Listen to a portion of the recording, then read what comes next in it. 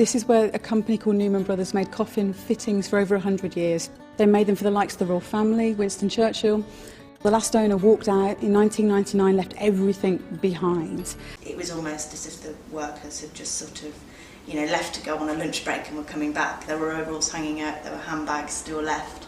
It was like they'd just left and they were coming back any moment.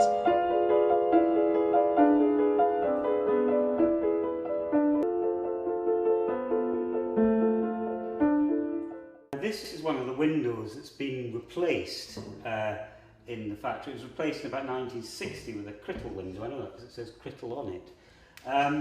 And people say, as I mentioned, why didn't we put the old windows back in? But that's the point about what we're trying to do at the coffin work. The whole story of the change to the building and what rooms are used for and how functions change, that's part of the history of the building, and that's what you want to keep. Even this 1960s office, in fact it's one of my favourite rooms in the whole factory, it was refitted out in the 1960s, a period of growth for the factory when they're trying out new things. It's part of its history, so obviously we're going to keep its windows as well. It's really as simple as that.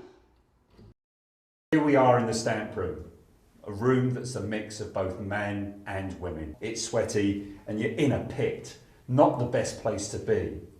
What they're doing is they're operating these drop forges. These drop forges were found at this time all through the jewellery quarter.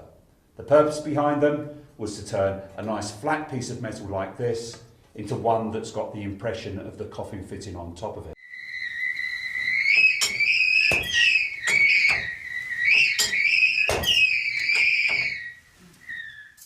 So we called everyone together into the main warehouse and said, well, I'm very, very sorry that Mr. Floyd had died over the weekend, and that, I would be running Newman Brothers. Well, a couple of the men did a bit of grumbling, saying, well, woman, we don't want a woman to run, to run Newman Brothers. I said, well, that's the way it is. People would say to me, what do you do? And I'd say, I'm a seamstress. Oh, you make clothes? I says, yes. What sort of clothes? I make the clothes that you'd die for. Things were made by hand in this building for 100 years, and not only the fact that the items were handmade, but the people that actually made those items were, their work ethic was very, very different to what it is now. They devoted their lives to the factory. Some of them were here, in their 80s. They were here, 50, 60 years.